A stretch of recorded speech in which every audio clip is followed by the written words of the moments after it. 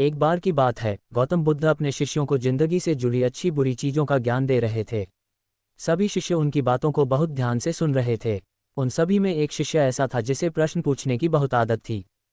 वो उठकर गौतम बुद्ध के पास गया और उनसे बोला, आप हमें जिंदगी के बारे में जो कुछ सिखा रहे हैं उस सब का क्या फ़ायदा, क्योंकि हम में से बहुत से बच्चों को ये भी नहीं पता कि हमारे जीवन का मूल्य क्या है और ये जीवन हमारे लिए कितना कीमती है। पहले आप हमें ये बताइए कि इस जीवन का मूल्य क्या है। अपने शिष्य की बात सुनकर गौतम बुद्ध अपने कक्ष में गए और एक चमकता हुआ पत्थर का टुकड़ा लेकर आए। वो टुकड़ा उन्होंने अपने शिष्य को दिया और बोले, मैं तुम्हें इस जीवन का मूल्य तब बताऊंगा जब तुम इस पत्थर का सही मूल्य पता लगा कर आओगे। साथ ही ये ध्यान रखना कि तुम्हें ये पत्थर का टुकड़ा किसी को बेचना नहीं है। गौतम बुद्ध की बात मानकर वो शिष्य बाजार की तरफ चला गया। बाजार में सबसे पहले उसकी नज़र एक फल बेचने वाले पर पड़ी और उसने वो पत्थर उस फल वाले को दिखाया और बोला, इस पत्थर के बदले आप मुझे कितने फल दे सकते हो। फल वाला बोला, ये पत्थर कुछ खास तो नहीं है, लेकिन फिर भी इसके बदले में तुम्हें 10 केले दे सकता हूँ। वो शिष्य उस पत्थर को लेकर आगे चला गया। फिर उसे एक सब्जी वाला मिला। शिष्य ने उस सब्जी वाले से उस पत्थर की कीमत पूछी। सब्जी वाले ने उस पत्थर को ध्यान से देखा और बोला, इस पत्थर की कीमत के बदले में तुम्हें ज़्यादा से ज़्यादा एक बोरी भरकर सब्जियां दे सकता हूँ। उद्धरण चिन्ह। इसके बाद वो शिष्य उस पत्थर को लेकर एक सोने के व्यापारी के पास गया। उस पत्थर की टुकड़े की चमक देखते ही उस सुनार ने उसकी कीमत 100 सोने के सिक्के लगाए।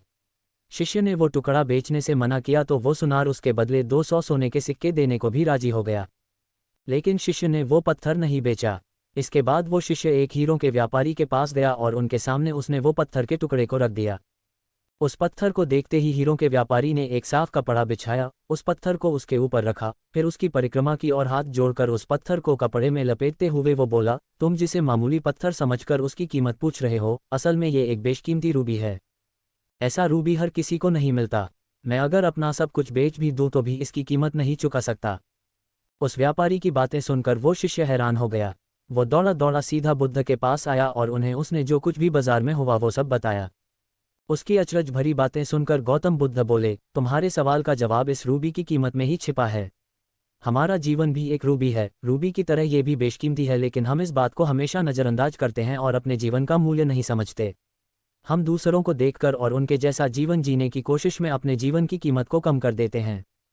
हम ये सोचते हैं कि हमारी ज़िंदगी की कीमत वही है जो दूसरे हमें बताते हैं, लेकिन ये बात हमेशा ध्यान रखना कि सामने वाला अपनी हैसियत, बुद्धि और अपनी समझ के हिसाब से तुम्हारी कीमत लगाता है। सीख जो हमें गौतम बुद्ध की प्रेरणादायक कहानी से मिलती है। जिंदगी सिर्फ एक बार मिलती है, इसलिए इसको बर्बाद ना करें। अपनी जिंदगी को उतना ही कीमती समझें जितना कीमती आप अपने बैंक में रखे रुपयों को समझते हैं। आज के समय में लोग अपनी जिंदगी से ज़्यादा कीमती प्यार, पैसों और दिखावे से भरी चीज़ों को समझते हैं। प्यार के चक्कर में लोग सुसाइड कर लेते हैं। पैसों के चक्कर में ऐसा काम करने लग जाते हैं जिससे उनकी जिंदगी बर्बाद हो जाती है। नाम कमाने के चक्कर में उल्टे सीधे काम करने लग जाते हैं। हमेशा याद रखें कि दिखावा करना जरूरी नहीं है। प्यार दोबारा मिल सकता है, पैसा फिर कमाया जा सकता है, लेकिन जिंदगी को फिर से पाया नहीं जा सकता। इसलिए अपनी इस बेशकीमती जिंदगी को अच्छे से जिएं। हर पल का आनंद लें। कभी ये ना सोचें कि आप इस दुनिया में किसी काम के नहीं हैं, ना कभी ये सोचें कि आपकी जिंदगी व्यर्थ है, आपके होने या ना होने से कुछ फर्क नहीं पड़ता। जब भी ऐसे नेगेटिव विचार आपके मन में आए तो खुद को बस ये याद दिलाएं कि जीवन एक रूबी है और ये बेशकीमती है।